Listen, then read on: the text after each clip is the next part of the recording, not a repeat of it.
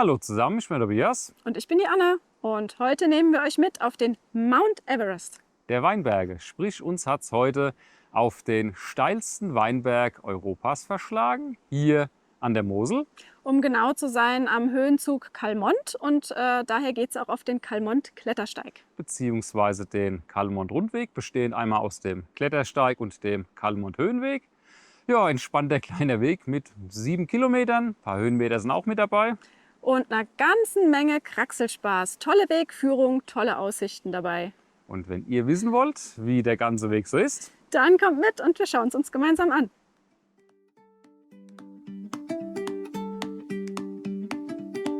Aufpasse! So heißt es sinngemäß gleich am Einstieg unserer heutigen Tour. Wenn das mal nicht vielversprechend ist.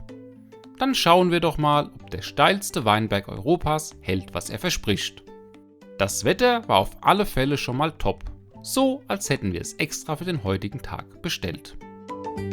Nach kurzem Anstieg vom Start bei Ediger-Eller ging es dann auch sogleich in den Klettersteig, der neben einem spannenden Weg auch Premiumblicke auf die Mosel verspricht. Gleich von Anfang an zeigte uns der Kalmont-Klettersteig, was uns auf den nächsten Kilometern so erwarten wird. Kurz und knapp, es ging sofort los mit der Kraxelei und das war natürlich ganz nach meinem Geschmack.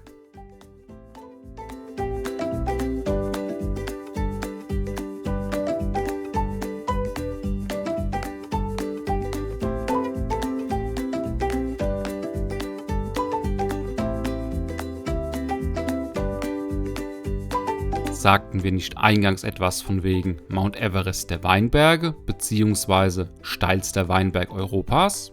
Nun, in der ein oder anderen Aufnahme, wie hier, bekommt man einen ziemlich guten Eindruck davon. Allerdings waren die Urheber des Klettersteigs gnädig und man muss nicht zwingend jede Kraxelstelle mitnehmen, wenn man nicht möchte. Manch eine kann man auch umgehen. Allerdings ist das für Anne keine Option. Und demnach für mich auch nicht.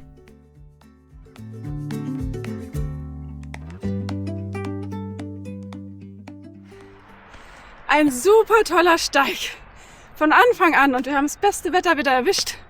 Es riecht nicht nur nach Sommer, fühlt sich auch an wie Sommer. Ja, und hier am Steilhang lang mit dem Blick auf die Mosel. Fantastisch, wirklich. Und da waren wir gerade erst mal wenige hundert Meter im Steig drin.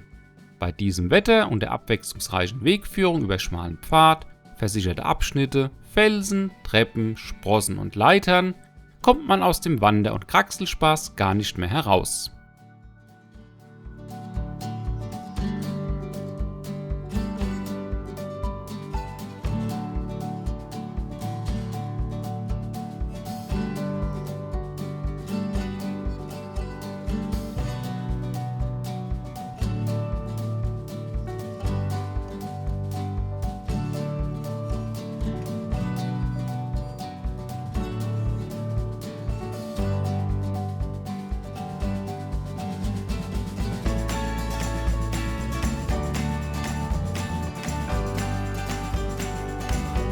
Beide hatten wir unseren Spaß auf dem Steig, mit dem kleinen Unterschied, eine von uns stellte sich meist deutlich geschickter an als der andere und ließ auch hinter der Kamera keine Gelegenheit aus, es mir unter die Nase zu reiben. das Problem ist, man verlässt Du weißt schon, ich bin das komplett freihändig hoch, ja, das geht. Normal würde ich jetzt sagen, Anne macht es wie immer mit links. Aber das wäre hier wohl nicht ganz passend. Ich glaube ja immer noch, dass sie eigentlich eine Bergziege hätte werden sollen.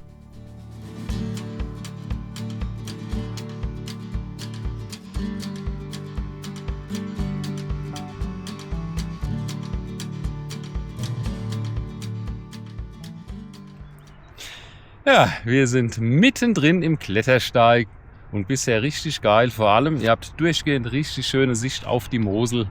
Das macht richtig Laune. Und ich schwätze auch gar nicht viel. Ich gehe jetzt weiter Spaß haben. Definitiv ein super Weg. Errichtet wurde er übrigens 2002 als Gemeinschaftsprojekt der Gemeinden Brem, Ediger-Eller und Neef. Gesichert wurde die Strecke mit Stahlseilen, Leitern sowie Trittbügeln und Stiften vom Deutschen Alpenverein. An dieser Stelle mal ein großes Dankeschön dafür. Da der Steig durch die Weinlagen mehrerer lokaler Winzer führt und die Trauben bekanntlich die Sonne lieben, sollte man dies bei der Tourenplanung beachten. An der Südseite des Berges und bei der extremen Hanglage verspürt man dort gerade in der warmen Jahreszeit sehr schnell sehr südländische Temperaturen. Also immer schön an Sonnenschutz und genügend Wasser denken.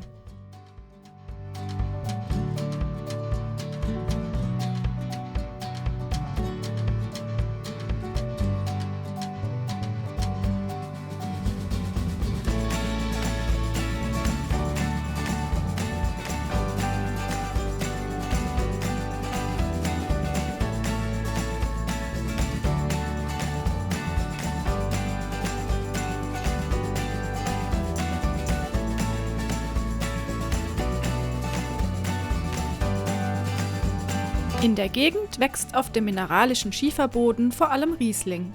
Trotz der vielen, oft jahrhundertealten Trockenmauern aus Schiefergestein, die den Weinberg etwas terrassieren, bleiben die Hänge für Maschinen unzugänglich und die Weinlese erfolgt ausschließlich von Hand.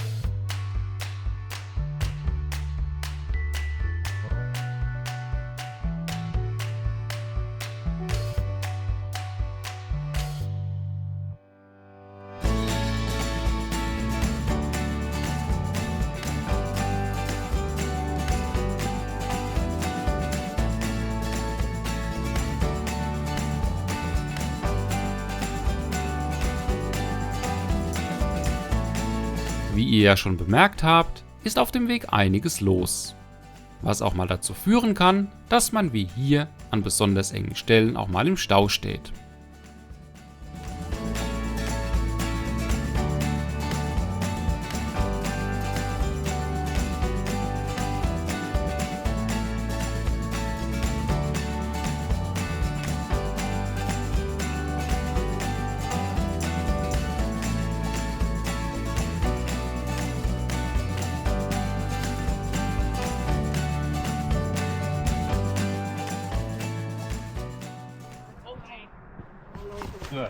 Das war gut. Ja, Anne und die Schadenfreude. Andererseits, umgekehrt ist es ja nicht anders. Und um das Thema von vorhin nochmal aufzugreifen, hier schwebte hinter mir wieder eine gewisse Bergziege über den Fels.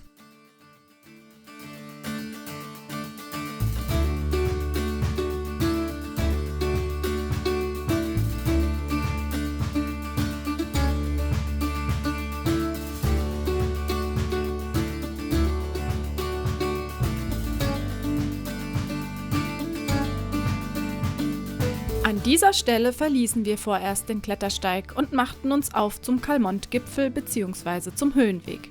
Wer weder über den Steig zurück möchte, noch über den Höhenweg, läuft hier einfach weiter nach Brem und kann von dort mit dem Kalmont Express, also der Buslinie 711, zurück zum Start.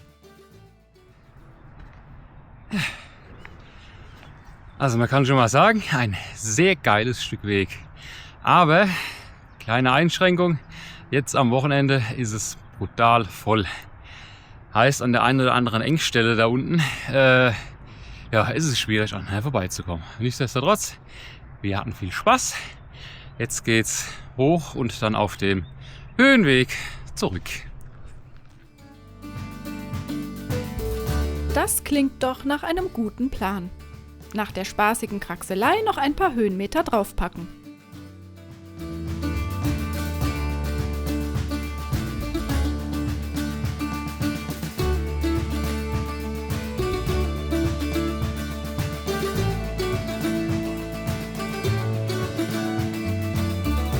Und wie sollte es am Mount Everest der Weinberge anders sein? Steil waren sie noch dazu. Immerhin gab es ab hier nun auch mal die ein oder andere schattige Passage.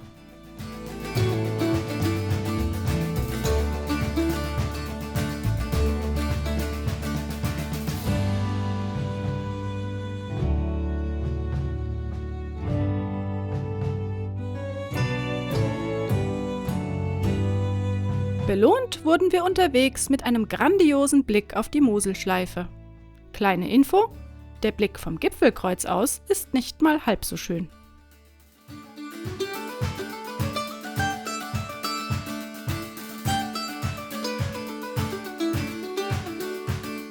Na, wenn da mal nicht wieder jemand seinen berühmt-berüchtigten Berggang eingelegt hat.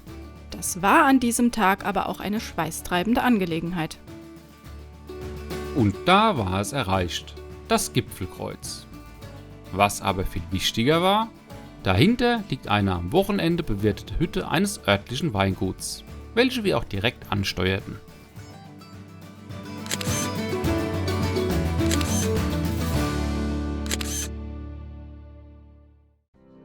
Nach der kleinen Stärkung mit Kaffee, Kuchen und Traubensaft ging es nun auf dem Kalmont-Höhenweg wieder zurück in Richtung Ediger Eller. Dankenswerterweise nun erstmal vornehmlich im Schatten.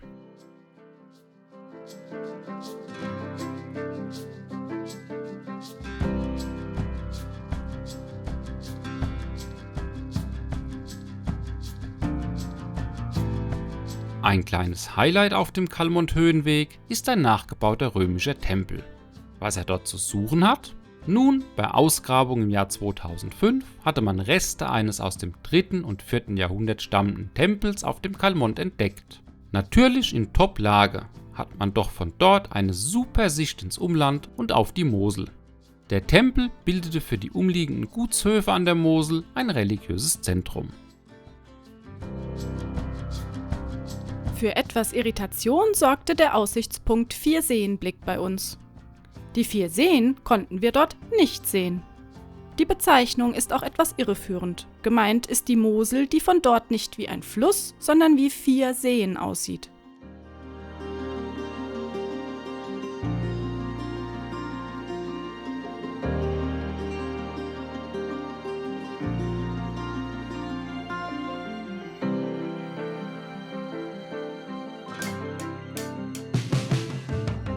Einen weiteren Aussichtspunkt mit Hütte passierten wir ohne größere Pause, da dort wieder einiges los war.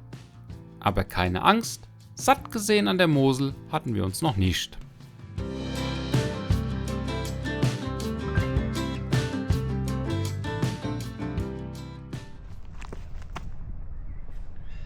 Ja, unser eigentlicher Rundweg würde jetzt hier drüben weitergehen. Allerdings sind wir hier nochmal auf einen Ausläufer vom Kalmont-Klettersteig gestoßen, der mit Todesangst betitelt ist.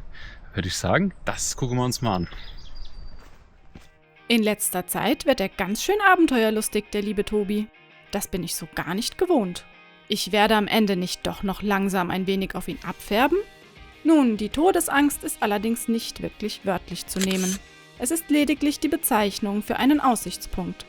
Laut Internet stammt der Name wohl vom markanten Fels, welcher für Menschen mit Höhenangst eine gewisse Herausforderung darstellen könnte.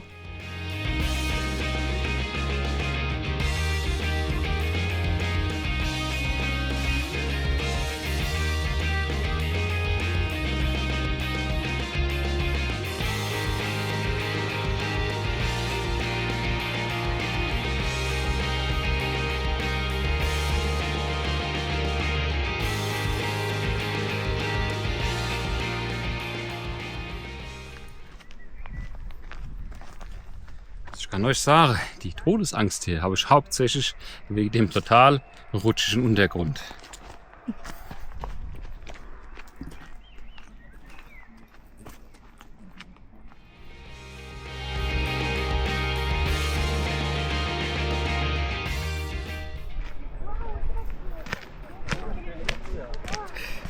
Viecher, Entschuldigung.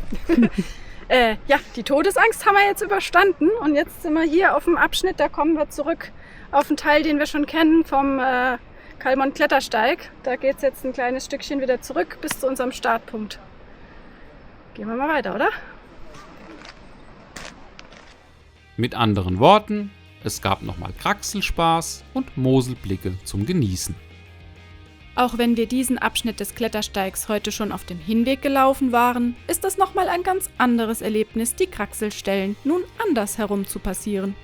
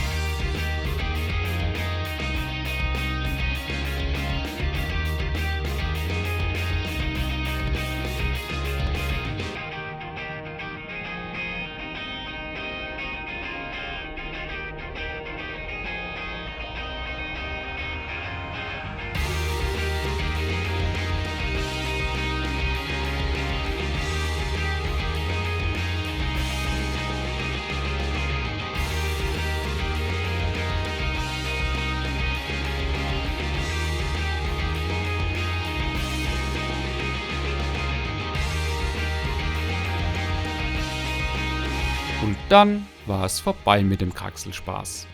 Das Ende des Steigs war erreicht und es ging vergleichsweise gemächlich wieder zum Startpunkt der Tour.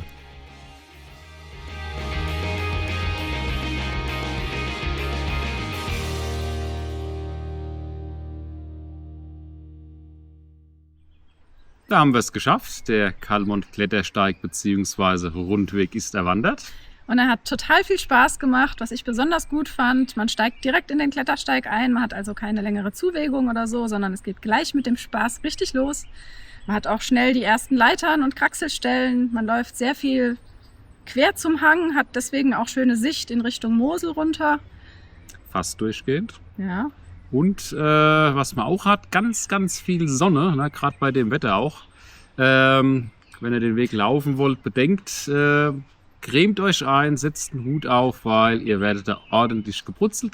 Nichtsdestotrotz, wie es die Anne gesagt hat, es macht Riesenlaune, da den Hang entlang und hoch und runter zu kraxeln. Und was dann auch ganz besonders toll ist, wenn man dann durch ist oder ziemlich am Ende von diesem Klettersteig, dann kommt man oben an das Gipfelkreuz. Und Geht mal so steil dann hoch. Ja, das ist nochmal anstrengend, aber da hat man dann von einem Weingut, die haben da oben so eine kleine Hütte aufgestellt und da kann man dann Wein oder Weinschorle oder Traubensaftschorle trinken. Ja, Wochenends Angenehm. geöffnet und bei dem Wetter, die drucken da oben Geld. Also da steppt der Bär, da ist was los. Man hat nochmal einen schönen Blick auf die Mosel.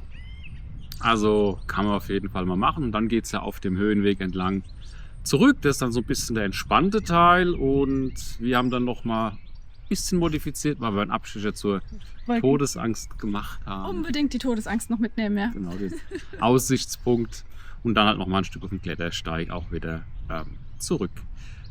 Ja. Unabhängig von der Hütte, auch auf dem Weg selbst, es ist total viel los. Es gibt dann so 1, 2 Stellen, da ist es dann sehr eng.